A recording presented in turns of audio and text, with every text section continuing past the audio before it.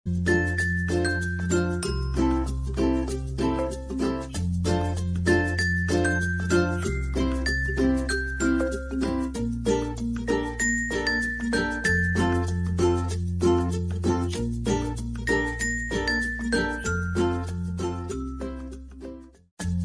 everyone, this is Natasha Chaturvedi and welcome to all on our YouTube channel that is Easy Learning 247।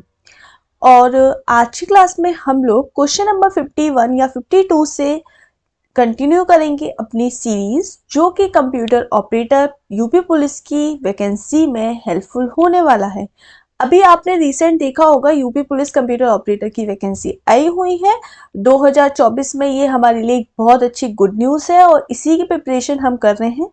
Already मैं कुछ classes upload कर चुकी हूँ। आप लोग प्लेलिस्ट में जाके यूपी पुलिस कंप्यूटर ऑपरेटर नाम से एक फोल्डर होगा, वहां पर ये वीडियोस देख सकते हैं। यहाँ पे मैं सबसे पहले आप लोगों को 500 प्लस क्वेश्चंस की सीरीज करा रही हूँ। कुछ लोगों का कमेंट ये भी था कि मैम आप हमें पहले टॉपिक वाइज टॉपिक पढ़ाइए, तो मैं उन लोगों के लिए बता देना चाहती हूँ कि टॉपिक वाइज टॉपिक पढ़ा सकती हूँ, नो डाउट, लेकिन मेरे अकॉर्डिंग मैं पहले सारे चैप्टर्स का मिक्स एक ओवरव्यू दे दूं आपको कि किस तरीके से क्वेश्चन का लेवल आता है। इवन दैट क्वेश्चंस के साथ साथ मैं उसको इन डिटेल एक्सप्लेन करने की भी पूरी कोशिश करती हूँ जहां मुझे समझाने की जरूरत है। और साथ ही मैं एक पहले मोस्ट इंपोर्टेंट 500 क्वेश्चन कराने के बाद आप लोगों को टॉपिक वाइज टॉपिक चैप्टर भी पढ़ाऊंगी, क्योंकि पहले आपका जो एग्जाम है वो मार्च या अप्रैल के अंदर हो जाएगा, जैसा कि अभी तक सूत्रों से पता चला है। अभी कोई फाइनल डेट आपकी नहीं आई है, तो मैं मान के चलती हूँ मेरे अकॉर्डिंग अभी जनवरी चल रहा है, मेरे पास 2 महीने हैं, तो मैं 1 महीने में क्वेश्चन और 1 महीने में थ्योरी, या 1 महीने में थ्योरी या 1 महीने में क्वेश्चंस, और जैसे जैसे हमें टाइम ज़्यादा मिलेगा हम और ज़्यादा इंपॉर्टेंट या इस एग्ज़ाम से रिगार्डिंग जितनी भी चीज़ें होंगी वो लाते रहेंगे। तो पहले मैं 500 क्वेश्चंस करा देती हूँ, उसके बाद मैं टॉपिक वाइज टॉपिक्स, क्योंकि कुछ लोगों को क्या है कि थ्योरी तो हमने ऑलरेडी पढ़ी हुई है या पढ़ चुके हैं, हमें क्वेश्चंस चाहिए। कुछ लोगों को थ्योरी चाहिए है, सबके अपने अपने पढ़ाने के या पढ़ने के तरीके होते हैं। तो मेरा पॉइंट ऑफ व्यू ये है कि आपने जो भी बुक्स से पढ़ाई की होगी पहले प्रीवियसली बेसिक से, कि कंप्यूटर सिस्टम क्या होता है, कंप्यूटर के बारे में, जैसे आपने ओ लेवल का कोर्स किया होगा या आपने कोई भी डिप्लोमा का कोर्स किया है, बेसिक कंप्यूटर नॉलेज की एक बुक अगर आपके पास नहीं है तो आप वो खरीद लो। कोई भी हो सकती है कि बेसिक कंप्यूटर एप्लीकेशन की कोई भी एक बुक खरीदो, जिसके अंदर आप बेसिक से एक रिवीजन भी कर पाओगे। साथ ही मैं यूट्यूब पर और मेरे अलावा और भी चैनल है, वहां पर भी आपको बहुत सारा कंटेंट मिल जाएगा। तो डेली आप इन वीडियोस के जरिए कुछ अपने नोट्स बनाते रहोगे, जैसे आपको कुछ नया कुछ सीखने को मिल रहा है, आप नोट्स बनाते रहोगे तो वो भी आपके लिए काफी ज्यादा आई थिंक हेल्पफुल होने वाली है। और कुछ लोगों का ये कमेंट था कि मैम आप चैप्टर वाइज चैप्टर क्वेश्चन कराइए, मिक्स मत करिए। कुछ लोगों को चाहिए कि पहले हमें ओवरव्यू, सभी, मैंने कहा ना, सब इतने तरीके के स्टूडेंट हैं, सबको अलग अलग चाहिए, लेकिन सबको अलग अलग हम दे भी सकते हैं पर एक पर्टिकुलर टाइम पर। तो सबको अब 100 क्वेश्चंस मैंने क्या किया, एक मिक्स करके जितने चैप्टर्स हैं, कुछ 2 यहाँ से 3 यहाँ से, इस तरीके से मिक्स करके, ये पहली बार तो मैं आपका ये कॉन्सेप्ट दूर कर दूं, ये मैंने क्वेश्चन कोई भी टाइप नहीं किया है, मैंने किसी टाइपर को नहीं अपॉइंट किया है, क्योंकि मेरा भी इतना बड़ा सेटअप नहीं है, इतना बड़ा कोई चैनल नहीं है। मेरे पास एक सिंपल सा एक लैपटॉप है, ठीक है, तो मैं अपने सिर्फ एक जो भी काम करती हूँ अपने लैपटॉप और एक नॉर्मल से एक भाई मोबाइल है उससे काम करती हूँ। उसके अलावा मेरे पास कुछ भी जुगाड़ और कुछ भी सोर्स और कोई भी दूसरा सेकंड पर्सन नहीं है मेरी हेल्प करने के लिए। तो मैं अपना जो भी जितना आता है, जितनी नॉलेज है, क्योंकि ऑलरेडी मैं टीचर हूँ, इसी वजह से मुझे जितनी हेल्पफुल वीडियोस, हेल्पफुल कंटेंट चाहिए होता है वो मैं गूगल से सर्च करके, बुक्स से सर्च करके कुछ चीजें टाइप करती हूँ, बुक्स में देख देख के, कुछ इधर उधर से कॉपी करती हूँ, copy in the sense like जैसे मैंने गूगल पर UP police previous year papers देखे, वहां से कुछ लिए क्वेश्चन, कुछ मैंने कंप्यूटर ऑपरेटर के किसी और स्टेट में वो क्वेश्चंस आए हैं वो वहां से कॉपी कर लिए। तो ऐसे करके मैंने एक क्वेश्चन की पीडीएफ बना दी। अब उस पीडीएफ के जरिए मैं आपको पढ़ा रही हूँ। तो ये क्वेश्चंस इंपॉर्टेंट इसलिए बोलूंगी क्योंकि मैंने बहुत सारी जगह से मिक्स करे हैं, सिर्फ एक जगह से ये क्वेश्चंस नहीं लिए गए हैं। प्रीवियसली किसी एग्जाम में आ चुका है कोई क्वेश्चन, कोई किसी एग्जाम में आ चुका है। कंप्यूटर से रिलेटेड जो गवर्नमेंट के एग्जाम्स होते हैं, ऑपरेटर के, टाइपर के और प्रोग्रामर के, आपके कंप्यूटर मतलब जो रिलेटेड नौकरियां हैं, प्रोग्रामर थोड़ा बड़ा हो गया, उसमें लेवल थोड़ा ज्यादा आता है। कंप्यूटर ऑपरेटर हुआ, कंप्यूटर वर्कर हुआ, या रिलेटेड जो एग्जाम्स है उसके मैंने क्वेश्चन इस एग्जाम में डाले हैं। आपके यूपी की जगह राजस्थान के कुछ क्वेश्चन है, तो वो सिलेबस तो ऑलमोस्ट सबका सेम होता है, कुछ चैप्टर्स इधर से उधर दिए होते हैं। थ्योरी कब पढ़ाऊंगी, तो मैं नेक्स्ट क्लास से सोच रही हूँ। अभी आज क्या है, फ्राइडे, तो अब मंडे से फ्राइडे तक हमारी क्लासेस होती है। तो मैं नेक्स्ट क्लास से सोच रही हूँ कि आपको मुझे Monday, Tuesday, Wednesday, Thursday, Friday 5 class लेनी है। 5 में से 2 या 3 थ्योरी की दूं और 2 क्लासेस आपको क्वेश्चंस की दूं, इस तरीके से। तो थ्योरी भी आपकी चैप्टर वाइज चैप्टर कवर होती रहेगी और आपके क्वेश्चंस भी कवर होते रहेंगे। ये कैसा सजेशन है कमेंट सेक्शन में बताइए कि। और हाँ भाई देखो, ज्यादा से ज्यादा लोगों के संग ये वीडियो शेयर करिए। मैं इसीलिए बोल रही हूँ कि जितने ज्यादा लोग, हम लोगों को, आपको भी मेरे सब्सक्राइबर ये सब देख के मिल रहा हो, पता चल रहा होगा कि कितना क्या होता है। और यूट्यूब के बारे में या गूगल, इन सब के बारे में आज के टाइम में सबको नॉलेज है। तो जितने ज्यादा लोग जुड़ते हैं उतना ज्यादा हमें काम करने में अच्छा लगता है। केवी के टाइम पे बहुत सारे स्टूडेंट मुझसे जुड़े थे। केवी का जब एग्जाम हुआ था, पीजीटी कंप्यूटर साइंस, तो मैं रात में 2-2 बजे 3-3 बजे जागकर उनके लिए वीडियोस और कंटेंट बनाती थी और उनको देती थी। तो मुझे बहुत अच्छा लगता था कि इतने सारे लोग उस टाइम जुड़े हुए थे। तो ऐसे ही अगर आपके अब 2-4 लोग, मैं 2-4 लोगों के लिए भी बनाऊंगी। अगर इस वीडियो को 2 लोग देखते हैं, 200 देखते हैं, 2000 देखते हैं, 10,000 देखते हैं, मैटर नहीं करता, मैं तब भी कंटेंट बनाऊंगी। लेकिन एक वो होता है ना कि अगर सपोज मैंने 10 वीडियो, 20 वीडियो, 2000 वीडियोस भी डाल दी और फिर भी इतना ज्यादा रेस्पॉन्स नहीं मिल रहा, तो आखिर में क्या होगा, ठीक है चलो हम बस बना रहे हैं, हम बस बना रहे हैं, ये वाली चीज है।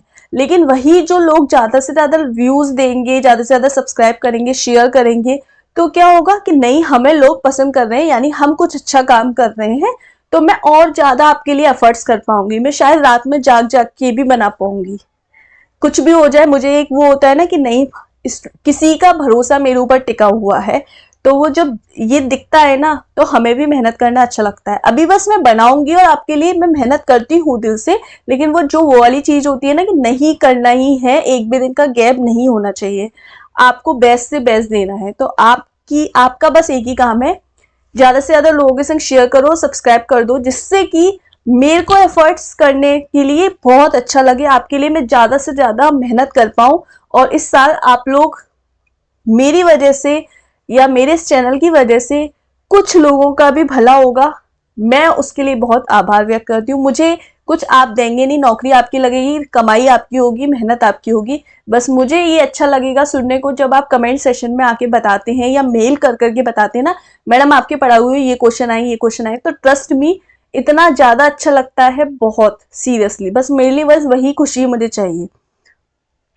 चलो क्लास देखते हैं जिनको, और हाँ जिनको ये जो मैंने बोला, कभी कभी क्या होता है ना, हम इस तरीके से इसलिए बोलते हैं कि आप, बहुत सारे लोग कमेंट करते हैं या इस तरीके की बातें पूछते हैं, तो उनको ये जवाब देना भी जरूरी होता है। तो अगर, और जिन लोगों को ये बकवास या लगता है कि मैडम ये बोलती जाता है, तो वीडियो में स्किप का ऑप्शन भी आता है, आगे बढ़ाने का ऑप्शन भी आता है, वो बढ़ा के देख लिया करो, ठीक है। चलो देख लेते हैं आज की क्लास में। आज मैंने ये क्वेश्चन अपने चैनल पे भी पूछा था, ह्यूमन बीइंग्स, और कल भी पढ़ाया था। मैंने इसीलिए पूछा था जानबूझ के क्योंकि मैंने कल पढ़ाया था और मैक्सिमम लोगों ने इसका आंसर गलत ही दिया है। भाई ह्यूमन बीइंग्स को होमोसेपियंस बोलते हैं, विच डिवाइस इज कॉल्ड सिलिकोसेपियंस। और इसी क्वेश्चन को मैं रिपीट भी इसीलिए कर रही हूँ क्योंकि मैक्सिमम लोगों ने इसका आंसर गलत दिया है। आपने क्या लगाया, रोबोट। रोबोट नहीं है, कंप्यूटर है। ह्यूमन बीइंग को होमोसेपियंस बोलते हैं, सिलिकोसेपियंस यानी जिसमें सिलिकॉन की चिप्स लगी होती है उसको कंप्यूटर बोलते हैं, ना कि robot. Robot is a part of computer, robot is a part of artificial intelligence.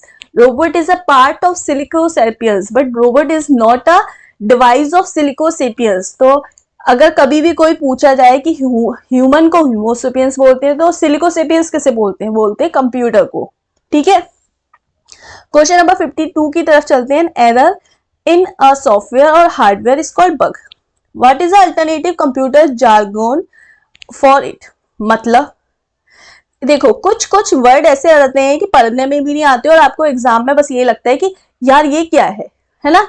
तो एरर कंप्यूटर और जो हार्डवेयर में, देखो हमारे कंप्यूटर हार्डवेयर में कभी भी कोई एरर आ जाती है तो आप उसको किस नामों से जानते हो? आप उसको जानते हो बग, डिफेक्ट आ गया, बग आ गया, कोई एरर आ गई, यही बोलते हो ना। तो बग में मतलब आपके कंप्यूटर की हार्डवेयर या सॉफ्टवेयर में या आपके कंप्यूटर में कोई भी एरर आ जाती है तो उसको हम बोलते हैं बग।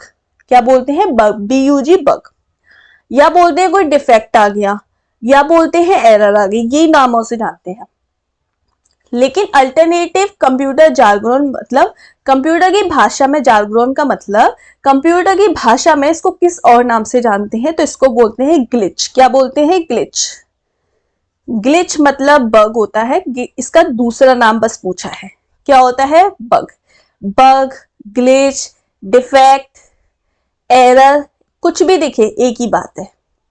ठीक है, बस नाम चेंज पूछा है, इसका दूसरा नाम कि भाई आपके स्कूल का नाम ये है तो घर का नाम क्या है, आपके कॉलेज का नाम ये है तो आपके स्कूल का नाम क्या है, घर का नाम क्या है, बस दूसरा नाम पूछा है। क्वेश्चन नंबर 53 की तरफ चलते हैं। Modern computer are very reliable but they are not. Modern computer बहुत ज्यादा रिलायबल होते हैं बट क्या नहीं होते? रिलायबल होते हैं मतलब ये फास्ट होते हैं मॉडर्न कंप्यूटर, पावरफुल भी होते हैं, इनफेरेबल और चीप। चीप भी होते हैं, सस्ते भी होते हैं। आजकल के कंप्यूटर सस्ते भी आ रहे हैं, पावरफुल भी आ रहे हैं, फास्ट भी आ रहे हैं, पर इनफेरेबल नहीं आ रहे। इनफेरेबल का मतलब ऐसा नहीं, इनफेरेबल का मतलब होता है एररलेस। मतलब क्या आज के कंप्यूटर एरर नहीं कर सकते? क्या कुछ गड़बड़? कंप्यूटर क्या भगवान है? कंप्यूटर से गलती नहीं हो सकती? तो कंप्यूटर से भी गलती हो सकती है। तो आजकल के कंप्यूटर भी गलती कर सकते हैं, तो एरर कंप्यूटर में भी होती है, कंप्यूटर भगवान नहीं है।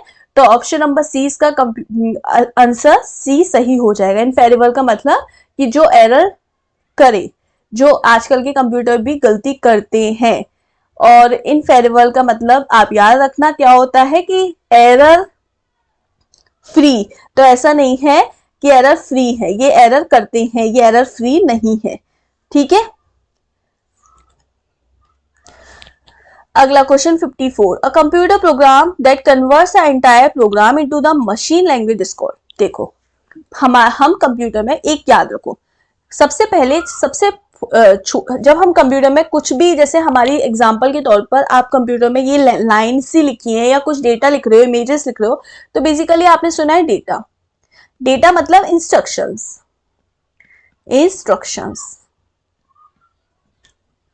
तो कंप्यूटर में जो छोटे छोटे इंस्ट्रक्शंस जब मिल जाते हैं तब एक क्या बनता है? प्रोग्राम। तो प्रोग्राम की डेफिनेशन कोई पूछे व्हाट इज प्रोग्राम, जो प्रोग्रामर होते हैं, जो अपने आप को बड़े बड़े प्रोग्रामर बताते हैं, इंजीनियर बताते हैं, तो वो प्रोग्राम क्या करते हैं? जब बहुत सारे वो लोग इंस्ट्रक्शंस लिख लेते हैं तब एक प्रोग्राम बनता है। ऐसे ही जब बहुत सारे प्रोग्राम आपस में मिल जाते हैं तो एक क्या बनता है? सॉफ्टवेयर। तो अब आपको समझ में आ गया वो लोग क्या करते हैं? प्रोग्राम लिखते हैं, सॉफ्टवेयर बनाते हैं। प्रोग्राम क्या है? सेट ऑफ इंस्ट्रक्शन, मतलब कुछ इंस्ट्रक्शन का कलेक्शन एक प्रोग्राम कहलाता है और कुछ प्रोग्राम्स का कलेक्शन एक सॉफ्टवेयर कहलाता है। क्लियर? अब देखो, अब ये जो प्रोग्राम होते हैं, जब हम कोई प्रोग्राम टाइप करते हैं तो प्रोग्राम को टाइप करने के बाद हमारे, जैसे कि हम जब उसको प्रोग्राम को रन कर रहे हैं तो हमारा पूरा जब प्रोग्राम एक बार में चेक हो जाए, पूरा प्रोग्राम एक बार में, जब हमारा पूरा प्रोग्राम एक बार में चेक हो जाए या वो हमारा प्रोग्राम मशीन लैंग्वेज में एक बार में कन्वर्ट हो जाए, तो वो होता है कंपाइलर के जरिए। क्या होता है? कंपाइलर। मतलब एक प्रोग्राम आता है कंपाइलर, ये एक कंपाइलर, आप इसको एक तरह से एक समझो, ये एक टर्म है कंपाइलर, ये एक प्रोग्राम है, ये भी एक प्रोग्राम है कंपाइलर। ये क्या करता है? चेक कर, ये हमारा जितना भी प्रोग्राम है उसको मशीन लैंग्वेज में कन्वर्ट करता है। अभी मैंने कल ही बताया, मशीन लैंग्वेज मतलब दो तरीके की लैंग्वेज होती है, एक ह्यूमन लैंग्वेज, एक मशीन लैंग्वेज। ह्यूमन लैंग्वेज मतलब जो हम बोल रहे हैं, हमारी बोलचाल की भाषा है जिससे हम समझ रहे हैं, और मशीन लैंग्वेज जो हमारा कंप्यूटर, हमारी इलेक्ट्रॉनिक डिवाइसेस समझ रही हैं। तो कंपाइलर हमारे पूरे प्रोग्राम को एक बार में मशीन लैंग्वेज में कन्वर्ट कर देता है और उसको पूरा एक बार में पूरे प्रोग्राम को चेक कर लेता है। लेकिन अगर मैं बोलूं कि मुझे लाइन बाय लाइन चेक करनी है, जैसे कि मुझे इस लाइन को अलग चेक करना है, इस लाइन को अलग चेक करना है, इस लाइन को अलग चेक करना है, अगर लाइन वाइज लाइन प्रोग्राम को चेक करना हो तो मैं उस कंडीशन में एक टर्म आता है इंटरप्रिटेटर।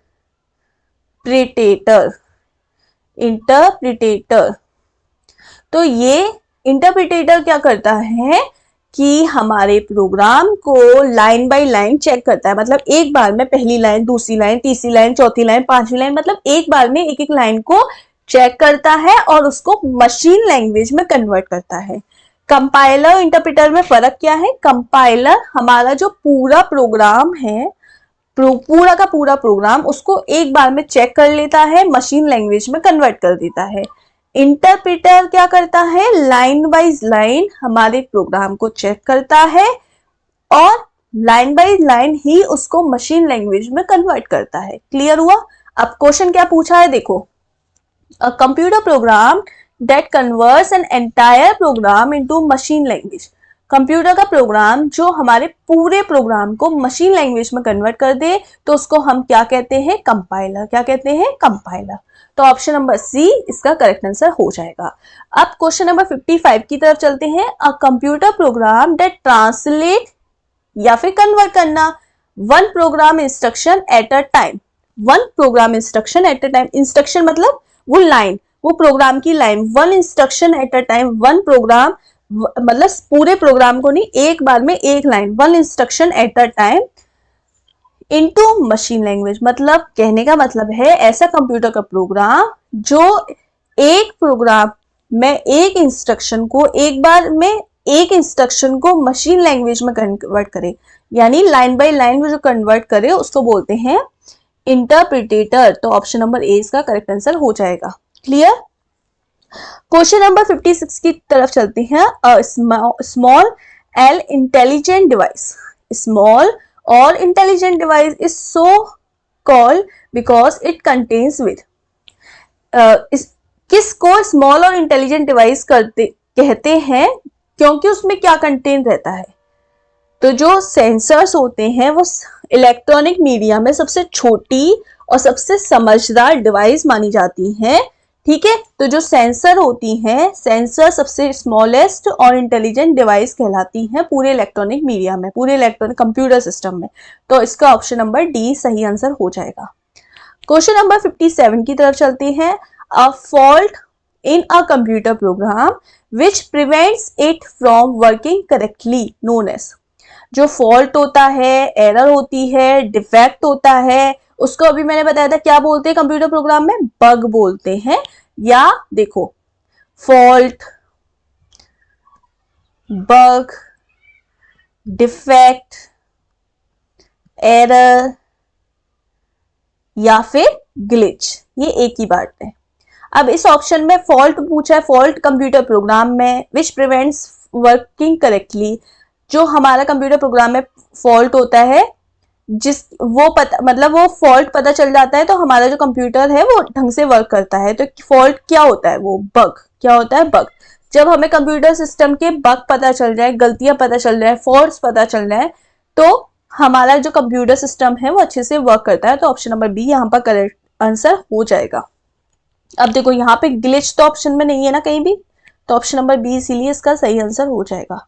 क्वेश्चन नंबर 58 की तरफ चलते हैं। DOS stand for. तो डॉस क्या होता है? डॉस की डायरेक्ट फुल फॉर्म याद रखो, डिस्क ऑपरेटिंग सिस्टम। तो पहले ही ऑप्शन में है, ऑप्शन नंबर ए इसका करेक्ट आंसर हो जाएगा। क्वेश्चन नंबर 59 क्या बोल रहा है? Who is the chief of Microsoft. तो माइक्रोसॉफ्ट के जो चीफ है, माइक्रोसॉफ्ट के जो ओनर है, माइक्रोसॉफ्ट के कौन है? सबको पता है। तो माइक्रोसॉफ्ट की जो ओनर का नाम है दैट इज बिल गेट्स। सबको पता है माइक्रोसॉफ्ट के ओनर का नाम। Which of the following is an input device? इसमें से इनपुट डिवाइस कौन सी है? तो इनपुट डिवाइस कौन सी होती है? देखो, दो तरीके की डिवाइसेस हम लोग कंप्यूटर में कभी भी कोई प्रोसेस करते हैं तो 3 मेथड के जरिए करते हैं, इनपुट, प्रोसेस और आउटपुट। यही काम होता है कंप्यूटर में।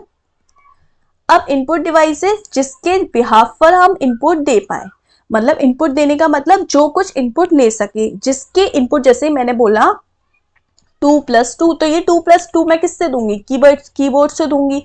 तो जो इनपुट ले पाए, जो डेटा को एक्सेप्ट कर पाए वो इनपुट डिवाइसेस, जो हमारे डेटा को एक्सेप्ट कर पाए वो इनपुट डिवाइसेस। तो इनपुट डिवाइसेस यहाँ पे क्या क्या होती है, keyboard, mouse, card reader etcetera. तो ये सारी हमारी यहाँ पर इनपुट डिवाइसेस हैं। तो ऑप्शन नंबर डी सही आंसर हो जाएगा, एनी ऑफ दीज, इसमें से सभी, कोई भी हो सकती है। एग्जाम्पल ऑफ आउटपुट डिवाइसेस, अब देखो प्रोसेस मतलब सीपीयू, तो जब आपने इनपुट दिया 2+2 तो वो सीपीयू में जाके प्रोसेस हुआ, और फिर आउटपुट हमें शो कहाँ होगा, आउटपुट मतलब जहां हमें रिजल्ट शो हो, जहां हमें रिजल्ट शो हो। रिजल्ट कहाँ शो होगा, जैसे मॉनिटर में शो होगा, प्रिंटर में शो होगा, हम स्पीकर के जरिए हम कोई गाना हमने इनपुट प्ले किया, कोई सॉन्ग, वो प्रोसेस हुआ और हमें कहाँ से सुनाई दिया, स्पीकर के जरिए। तो जहां से हमें रिजल्ट मिले, चाहे वो प्रिंटर हो, मॉनिटर हो, और कोई भी हमारी एलईडी एलसीडीज हो, प्रिंटर हो, these all are output devices. तो यहाँ पर देखो स्क्रीन में कोई भी हो सकता है, एलईडी, एलसीडी, मॉनिटर, ठीक है, प्रिंटर, स्पीकर। तो यहाँ पे all of these are output devices. तो ऑप्शन नंबर डी इसका करेक्ट आंसर हो जाएगा क्वेश्चन नंबर 61 का। क्वेश्चन नंबर 62 क्या बोल रहा है, क्वेश्चन नंबर 62 बोल रहा है translate and execute program at a run time by line by. अभी देखो, ऐसा प्रोग्राम जो ट्रांसलेट हो जाए या एग्जीक्यूट हो जाए रन टाइम पर लाइन बाय लाइन। अभी मैंने बताया लाइन बाय लाइन इंस्ट्रक्शन क्या होता है, इंटरप्रेटर। अगर ये लाइन बाय लाइन नहीं होता, run at a same time, full program एक बार में रन हो जाए या ट्रांसलेट हो जाए या हमारी मशीन लैंग्वेज में कन्वर्ट हो जाए, तब क्या लगाते हैं, कंपाइलर। बट यहाँ पे क्या बोल रहा है, लाइन बाय लाइन। तो ऑप्शन क्या रहेगा, B, interpreter. Clear. Question number 63 बोल रहा है इज एन ऊप प्रिंसिपल। ऊप क्या है, ऑब्जेक्ट ओरिएंटेड प्रोग्रामिंग। ऊप क्या है, ऑब्जेक्ट ओरिएंटेड प्रोग्रामिंग, ठीक है। अब ये ऑब्जेक्ट ओरिएंटेड प्रोग्रामिंग मतलब ऑब्जेक्ट ओरिएंटेड प्रोग्रामिंग बेस्ड हमारी बहुत सारी लैंग्वेज होती हैं जो कि ऑब्जेक्ट ओरिएंटेड प्रोग्रामिंग के मेथड यूज करती हैं, जैसे कि जावा है, हमारी पाइथन है, ये सारी जो लैंग्वेज हैं एक्सेट्रा। तो these are object oriented programming language. अब ऑब्जेक्ट ओरिएंटेड प्रोग्रामिंग लैंग्वेज में कुछ क्वालिटीज होती हैं, जैसे ये फास्ट होती हैं और इजी टू अंडरस्टैंड बोल सकते हैं। ये किसी भी प्लेटफॉर्म पर रन हो सकती है, प्लेटफॉर्म इंडिपेंडेंट हो सकती हैं। उसके अलावा एक कॉमन क्वालिटी होती है इनके अंदर, इनहेरिटेंस। इनहेरिटेंस का मतलब क्या होता है, इनहेरिटेंस का मतलब होता है binding the data like a capsule. जैसे कि आपका कोई भी कैप्सूल है, दवाई, मतलब दवाई जो आप खाते हो, कैप्सूल के अंदर क्या सॉल्वेंट है, क्या दवाई है, क्या मिक्स है, आपको क्या पता है, नहीं। तो ऐसे इनहेरिटेंस की एक प्रॉपर्टी होती है जिसके अंदर हमारा जब डेटा, जैसे ये डेटा सेंडर से रिसीवर पर सेंड हो रहा है, तो इस डेटा के अंदर क्या है क्या नहीं है, तो ये सिर्फ सेंडर को पता है और रिसीवर को पता है, इन बिटवीन किसी को नहीं पता चलेगा। तो ये डेटा को बाइंड करके भी रख लेता है एक कैप्सूल के अंदर, तो इनहेरिटेंस इसको बोलते हैं। तो ये क्वालिटी किसके अंदर होती है, ऊप्स के अंदर, यानी object oriented programming. Object oriented programming का जो प्रिंसिपल है वो इनहेरिटेंस बेस्ड है, ठीक है। एग्जाम्पल जावा, पाइथन एक्सेट्रा, ये सारी प्रोग्रामिंग लैंग्वेजेस हमारी ऑब्जेक्ट ओरिएंटेड प्रोग्रामिंग लैंग्वेज कहलाती हैं। इसके अंदर मेन क्वालिटी होती है इनहेरिटेंस की। उसके अलावा ये सारी प्लेटफॉर्म इंडिपेंडेंट होती हैं और बहुत सारी क्वालिटीज हैं, इन फर्दर डिस्कस करेंगे। बस अभी आप ये याद रखिए, ऊप मतलब ऑब्जेक्ट ओरिएंटेड प्रोग्रामिंग, इसका जो प्रिंसिपल होता है वो इनहेरिटेंस होता है। इनहेरिटेंस का मतलब होता है डेटा को बाइंड करके रखना, जैसे कि कैप्सूल, जो कैप्सूल है, एग्जाम्पल दवाई खा रहे हो तो दवाई, आपको क्या बीमारी है, आप तो उसकी दवाई खा रहे हो तो आपको पता है, और डॉक्टर को पता है कि इसके अंदर क्या प्रिस्क्रिप्शन है, सेंडर ने सेंड किया, रिसीवर ने रिसीव किया। एग्जाम्पल के तौर पर आप अपना मोबाइल यूज कर रहे हो, अब आप व्हाट्सएप चला रहे हो, व्हाट्सएप के अंदर क्या कैसे बना, क्या प्रोग्रामिंग यूज हुई, क्या क्या फीचर्स हैं, वो सबसे आपको कोई मतलब नहीं है ना। आपको बस वही है ना कि आम खाओ गुठलियां मत बिनो, बस वही काम इनहेरिटेंस का होता है कि आम आपके पास है पर गुठलियां हमको नहीं पता कि क्या है गुठलियां, तो हमको रिजल्ट से मतलब है, हमको उसकी प्रोसेस से मतलब नहीं है। जैसे अभी आप YouTube पे वीडियो देख रहे हो, मेरी किसी और की कुछ भी देख रहे हो, अब YouTube में वीडियो कैसे आई, कहाँ से आई, किस तरीके से प्रोसेस हुई, किस तरीके से अपलोड हुई, किस तरीके से उनकी इंटरनल प्रोग्रामिंग है, कैसे उनका डेटाबेस है, वो सबसे आपको मतलब नहीं है। तो आपको सिर्फ वीडियोस डायरेक्ट देखने को मिल रही है, दैट्स इनफ। तो इनहेरिटेंस जिसमें डेटा हमारा बाइंड होके रहता है, क्लियर, सिक्योरिटी के पर्पज से भी अच्छा होता है। अगला क्वेश्चन देखते हैं, question number 64। Video is also visual display unit. Video की फुल फॉर्म होती है विजुअल डिस्प्ले यूनिट। ये मॉनिटर, स्क्रीन, एलईडी, एलसीडी, ये सब हमारी वीडियो के अंदर आती हैं, यानी जो डिस्प्ले यूनिट होती है जिसके जरिए हम देख पाते हैं वो हमारी वीडियो कहलाती है, विजुअल डिस्प्ले यूनिट। इसके अंदर हमारी कोई भी विजुअल डिस्प्ले यूनिट हो सकती है, जैसे LED, LCD, normal screen, monitor etcetera. तो यहाँ पर ऑप्शन देखो, ऑप्शन ए में स्क्रीन है, ये भी सही है, बी में मॉनिटर है, ये भी सही है, तो ऑप्शन ए 1 और 2 तो सही हो गए, उसके अलावा प्रिंटर नहीं, प्रिंटर कोई डिस्प्ले यूनिट थोड़ी ना है। अगली क्वेश्चन नंबर 65 की तरफ चलते हैं। बायोस स्टैंड फॉर, बायोस की फुल फॉर्म पूछ रहा है। बायोस का मतलब होता है बेसिक इनपुट आउटपुट सिस्टम।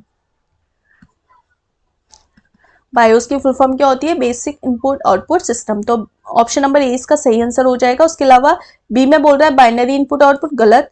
सी में बोल रहा है बेसिक इनपुट ऑफ, नहीं। तो बायोस की फुल फॉर्म होती है basic input output system. Question number 66 की तरफ चलते हैं। ये बोल रहा है blank is a key to close a selected drop down list, cancel a command and a close a dialog box. Example के तौर पर ये बस ये बोल रहा है कि मेरे को अपना अभी मैं जो भी काम कर रही हूँ उसकी ड्रॉप लिस्ट को ड्रॉप करना है और मैं अपनी वापस से डायलॉग बॉक्स पर वापस चली जाऊं। तो किस की के जरिए करते हैं ये, टैब के जरिए, शिफ्ट के जरिए, एस्केप के जरिए, F10 के जरिए। अभी मैंने एग्जाम्पल के तौर पर पावर पॉइंट प्रेजेंटेशन खोली हुई है और मैं एस्केप की दबाती हूँ, देखो एस्केप की दबाने के बाद ही ये मुझसे बोल रहा है कि क्या मैं वापस से चली जाऊं। तो देखो आ गई, तो एस्केप की के जरिए मैं वापस से अपनी जो कमांड है उसके पास चली जाती हूँ, ठीक है। तो एस्केप की ये काम करती है, वापस से उस लाइन को, उस कमांड को, उस प्रोग्राम को ड्रॉप आउट कर देती है, उसको क्लोज कर देती है एक तरह से, आप जो भी काम कर रहे हो, ठीक है। अगले क्वेश्चन की तरफ चलते हैं। Blank is a key we can use run selected command. कोई भी सेलेक्टेड कमांड को रन करने के लिए मैं नॉर्मल, जैसे आपने कोई भी प्रोग्राम लिखा 2+2 या कुछ भी लिखा, आप नॉर्मल एंटर कर दोगे तो आपको उसका रिजल्ट शो हो जाएगा ना, ठीक है। अगला क्वेश्चन नंबर 68 बोल रहा है फंक्शनल की पूछ रहा है display save as box. Save as box अगर हमें डायरेक्ट किसी भी प्रोग्राम को सेव करना है तो मैं फंक्शनल की F12 को अगर क्लिक करूंगी तो वो मेरा प्रोग्राम, वो मेरा काम सेव हो जाएगा, तो F12 के जरिए। क्वेश्चन नंबर 69 बोल रहा है data becomes blank when it is presented in a format that people can understand and use. Data किस में कन्वर्ट हो जाए, जिसमें presented in a format that people can understand and use, जो लोग समझ पाए, लोग उसको यूज कर पाए, लोगों को के समझाने के लिए, लोगों के यूज के लिए हम उस डेटा को किस में कन्वर्ट कर दें। तो डेटा को प्रोसीड में कन्वर्ट कर दें, ग्राफ में कर दें, इंफॉर्मेशन में कर दें, प्रेजेंटेशन में कर दें। तो अभी मैंने लास्ट क्लास में आपको बताया था कि डेटा जितना भी कुछ हमारे कंप्यूटर में है, या म्यूजिक फाइल्स हैं, audio, videos, image, text, document, सब कुछ क्या है, डेटा। लेकिन उसमें से कुछ मीनिंगफुल पार्ट जो कि अभी यूज होने वाला है उसको हम बोलते हैं इन्फॉर्मेशन। एग्जाम्पल के तौर पर आपका कंप्यूटर में या मोबाइल में सब कुछ क्या है, डेटा। आपको अभी प्रेजेंट किसी पर्टिकुलर इमेज देखने की जरूरत है, तो वो इमेज क्या है आपके लिए, इंफॉर्मेशन। तो इमेज इंफॉर्मेशन क्या होता है, प्रेजेंटेड फॉर्मेट होता है जो हम अंडरस्टैंडिंग के लिए यूज करते हैं और लोगों को समझाने के लिए अभी यहाँ पर क्या यूज करेंगे हम, इंफॉर्मेशन। तो ऑप्शन नंबर सी इसका करेक्ट आंसर हो जाएगा।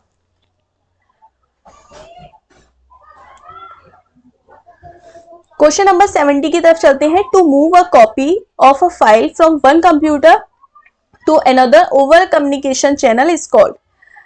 एक कंप्यूटर से दूसरे कंप्यूटर पर हमें फाइल को मूव कराना है, कॉपी कराना है, तो उसको क्या कहेंगे, यानी कम्युनिकेशन चैनल पर। यानी एक कंप्यूटर ये है, एक कंप्यूटर ये है, मुझे एक फाइल को यहां से यहां कॉपी कराना है, मूव कराना है, यानी इस जगह से इस जगह पर मुझे कॉपी या मूव कराना है, तो मैं क्या करूंगी, एक तरह से फाइल ट्रांसफर। अब ये फाइल ट्रांसफर मैं किसी भी तरीके से कर सकती हूँ, ब्लूटूथ के जरिए कर सकती हूँ, पेन ड्राइव के जरिए कर सकती हूँ, वायरिंग के जरिए कर सकती हूँ, वायरलेस के जरिए कर सकती हूँ। तो कुल मिला के मैं करूंगी क्या, फाइल ट्रांसफर। तो ऑप्शन नंबर ए क्या हो गया, correct. The primary function of the blank is to set up hardware and load and start the operating system. ठीक है, तो जो प्राइमरी फंक्शन होता है हमारे हार्डवेयर एंड सेटअप हार्डवेयर को लोड करने का एंड स्टार्ट ऑपरेटिंग सिस्टम, तो वो होता है BIOS, basic input output system. मतलब हमारा जब भी हमारा नॉर्मल कोई कंप्यूटर है या सिस्टम है, तो उसमें जो प्राइमरी फंक्शन होता है वो होता है बायोस का, हमारे ऑपरेटिंग सिस्टम को स्टार्ट करने का। तो basic input output system. Clear. तो ऑप्शन नंबर 20 का करेक्ट आंसर हो जाएगा। क्वेश्चन नंबर 72 की तरफ चलते हैं। What kind of memory is both static and non volatile. एक ऐसी मेमोरी के बारे में बताना है जो स्टैटिक भी है और नॉन वॉलेटाइल। स्टैटिक मतलब वो फिक्स है कि वो होना जरूरी है, और नॉन वॉलेटाइल मतलब अगर इलेक्ट्रिसिटी भी चली गई तो उस पर कोई फर्क नहीं पड़ेगा, उसका डेटा रिमूव नहीं होगा। तो देखो, एक मेमोरी होती है जिंदगी भर के लिए, याद कर लो, रोम। ये नॉन वॉलेटाइल मेमोरी है और स्टैटिक भी है। ये हमारे रीड ऑनली मेमोरी बोली जाती है, यानी इस पर हम कोई भी राइटिंग ऑपरेशन परफॉर्म नहीं कर सकते। बेसिकली हम कंप्यूटर को जब ऑन या ऑफ करते हैं उस टाइम ये हमारा यूज की जाती है रोम।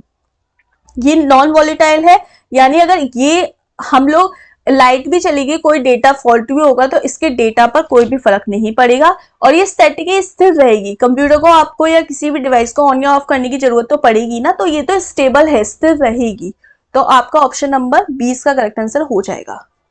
अगले क्वेश्चन की तरफ चलते हैं। Is a computer software design to operate the computer hardware and provide the platform from running application system. देखो, कंप्यूटर सॉफ्टवेयर जो है, सॉफ्टवेयर डिजाइन किया गया कंप्यूटर हार्डवेयर को और हमारे जो रनिंग एप्लीकेशन है, यानी हार्डवेयर और आपके एप्लीकेशन सॉफ्टवेयर के बीच में जो सॉफ्टवेयर वर्क करता है वो होता है हमारा सिस्टम सॉफ्टवेयर, जिसे हम ऑपरेटिंग सिस्टम भी बोलते हैं। तो ऑप्शन नंबर 20 का करेक्ट आंसर हो जाएगा। याद रखिएगा, देखो सॉफ्टवेयर क्या होता है, सेट ऑफ प्रोग्राम। अब बेसिकली ये सॉफ्टवेयर दो तरीके के होते हैं। आपके होते हैं सिस्टम सॉफ्टवेयर, कॉमनली वैसे तो अलग अलग यूटिलिटी सॉफ्टवेयर ये सब में डिवाइड किए गए हैं, लेकिन इन कॉमन दो तरीके के सॉफ्टवेयर होते हैं, सिस्टम सॉफ्टवेयर और एप्लीकेशन सॉफ्टवेयर। सिस्टम सॉफ्टवेयर के बिना आपका कंप्यूटर, लैपटॉप, मोबाइल, कोई भी इलेक्ट्रॉनिक डिवाइस वर्क नहीं करती है। क्यों? क्योंकि एग्जांपल के तौर पर आपके मोबाइल में एंड्रॉयड है या मैक ओएस है ऑपरेटिंग सिस्टम, या विंडो 7, विंडो 11, कोई भी विंडोज है, अगर आप उसको हटा देते हो तो क्या आप कोई काम कर पाओगे? नहीं। एक्सेल पे काम कर पाओगे? नहीं। पावर पॉइंट पे काम कर पाओगे? नहीं। मोबाइल में वो एंड्रॉइड को मैं हटा दूं तो क्या आप व्हाट्सएप चला पाओगे? नहीं। तो सिस्टम सॉफ्टवेयर के जाने से हमारा कंप्यूटर वर्क नहीं करता, और क्योंकि सिस्टम सॉफ्टवेयर जो होता है वो हमारा हार्डवेयर और एप्लीकेशन सॉफ्टवेयर के बीच में वर्क करता है, यानी ये दोनों को एक तरह से प्लेटफॉर्म प्रोवाइड करता है। कौन? System software. एंड्रॉइड आपके मोबाइल को और जितने भी सारे एप्स हैं जैसे व्हाट्सएप, फेसबुक, जितने भी एप्स होंगे उन सबको क्या प्रोवाइड करेगा? एक तरह से कम्युनिकेशन प्लेटफॉर्म प्रोवाइड करेगा, रनिंग का प्लेटफॉर्म प्रोवाइड करेगा सिस्टम सॉफ्टवेयर। मोबाइल में अगर आपका एंड्रॉयड सिस्टम सॉफ्टवेयर है, मतलब एंड्रॉयड ऑपरेटिंग सिस्टम है, तो एंड्रॉयड आपके मोबाइल को, यानी मोबाइल का जो आपका डिब्बा है, लाइक एमआई का, एप्पल का, कोई भी है, रेडमी, उसके अलावा ओप्पो, कोई भी, वन प्लस, कोई भी मोबाइल है, तो वो मोबाइल को और जो आपका फेसबुक चला रहे हो, व्हाट्सएप, यूट्यूब चला रहे हो, तो मोबाइल और फेसबुक या व्हाट्सएप या यूट्यूब कोई भी एप्लीकेशन है, ऐप है, ऐप मतलब एप्लीकेशन सॉफ्टवेयर है, उनके बीच में कोऑर्डिनेशन प्रोवाइड कराएगा। कौन कराएगा? System software. ठीक है, तो सिस्टम सॉफ्टवेयर का काम ये होता है। सिस्टम सॉफ्टवेयर के जाने से, सिस्टम सॉफ्टवेयर के उड़ने से, सिस्टम सॉफ्टवेयर के मरने से या सिस्टम सॉफ्टवेयर के रिमूव करने से हमारा कंप्यूटर, मोबाइल या इलेक्ट्रॉनिक डिवाइस डब्बा हो जाती है। वो just like a dead body. जैसे आपकी शरीर में से सोल निकाल दी जाए तो आपका शरीर भी एक डेड बॉडी के समान है, वैसे ही एक कंप्यूटर या मोबाइल या लैपटॉप में से सिस्टम सॉफ्टवेयर को रिमूव कर दो तो जस्ट लाइक अ डिब्बा, वो एक डेड बॉडी के समान है। तो समझ में आया? तो सिस्टम सॉफ्टवेयर हमारे कंप्यूटर के हार्डवेयर और एप्लीकेशन सॉफ्टवेयर को क्या प्रोवाइड करता है भाई? प्लेटफॉर्म प्रोवाइड करता है। तो ऑप्शन नंबर ए सही, 20 का सही आंसर हो जाएगा सिस्टम सॉफ्टवेयर। अब बात कर लेते हैं एप्लीकेशन सॉफ्टवेयर। तो एप्लीकेशन सॉफ्टवेयर पर्टिकुलर टास्क के लिए यूज किया जाता है। जैसे मुझे किसी से चैट करनी है, मैं व्हाट्सएप का यूज करती हूँ। मुझे टेबल बनानी है, मैं एक्सेल शीट का यूज कर रही हूँ। मुझे स्लाइड्स बनानी है, प्रेजेंटेशन बनानी है, ऑफिस में प्रेजेंटेशन देनी है, तो मैं पावर पॉइंट का यूज कर रही हूँ। मुझे गेम खेलना है, मैं कोई भी गेम का यूज कर रही हूँ। मुझे वीडियो कॉल करनी है तो मैं वीडियो कॉल का यूज कर रही हूँ। और मुझे इंस्टाग्राम फोटो अपलोड करनी है, फोटोज देखनी है, रील्स देखनी है, मैं इंस्टाग्राम का यूज कर रही हूँ। तो एप्लीकेशन सॉफ्टवेयर पर्टिकुलर पर्पस के लिए यूज किया जाता है। मुझे शॉपिंग करनी है, अमेजॉन, फ्लिपकार्ट, मिंत्रा, ये सारे शॉपिंग एप्स का यूज कर रही हूँ। तो बेसिकली जो आप ऐप बोलते हो ना, वो app is like a application software. वो उसका पूरा नाम एप्लीकेशन सॉफ्टवेयर है। क्लियर? अगले क्वेश्चन की तरफ चलते हैं। क्वेश्चन नंबर 74 क्या है? Provides a process and memory management services that allow 2 or more tasks, job or program run simultaneously। हमारे कंप्यूटर में हम एक बार में बहुत सारे काम कर सकते हैं। आज के टाइम कंप्यूटर, मोबाइल में आप गाने भी सुन सकते हो, आप कुछ टाइपिंग भी कर सकते हो, आप किसी से बात भी कर सकते हो, आप एक बार में आप कुछ फाइल डाउनलोड भी कर सकते हो, अपलोड भी कर सकते हो। तो एक बार में हम एक से ज्यादा प्रोग्राम को जब काम करते हैं तो ऐसा सिस्टम या ऐसा मैनेजमेंट या ऐसा सिस्टम, ऐसी प्रोसेस क्या कहलाती है? मल्टीटास्किंग। यानी एक बार में हम एक से ज्यादा जॉब, प्रोग्राम काम कर रहे हैं, रन कर रहे हैं साइमल्टेनियसली, तो मल्टीटास्किंग। तो ऑप्शन नंबर ए इसका करेक्ट आंसर हो जाएगा।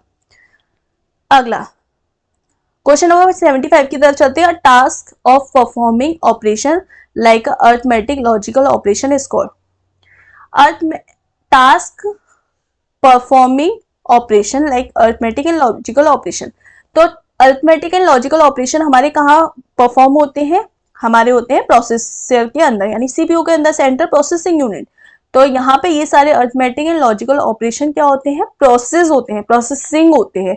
तो इसको क्या बोलते हैं? प्रोसेसिंग। ऑप्शन नंबर ए इसका करेक्ट आंसर हो जाएगा। यहाँ पे हमारे 75 क्वेश्चन कंप्लीट हुए।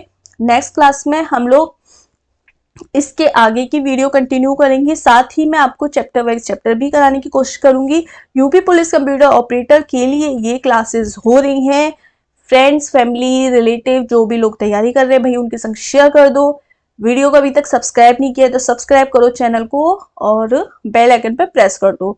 उसके अलावा हम इसी तरीके से आपके लिए और ज़्यादा एफर्ट्स करते रहेंगे और ज़्यादा क्वेश्चंस, मटेरियल जो भी मैक्सिमम हमसे पॉसिबल हो पाएगा आपके लिए लेके आएंगे। बस आपसे क्या चाहते हैं, प्लीज़ इस को थोड़ा सा सपोर्ट करो और ज़्यादा कंटेंट चाहिए, बहुत कुछ चाहिए।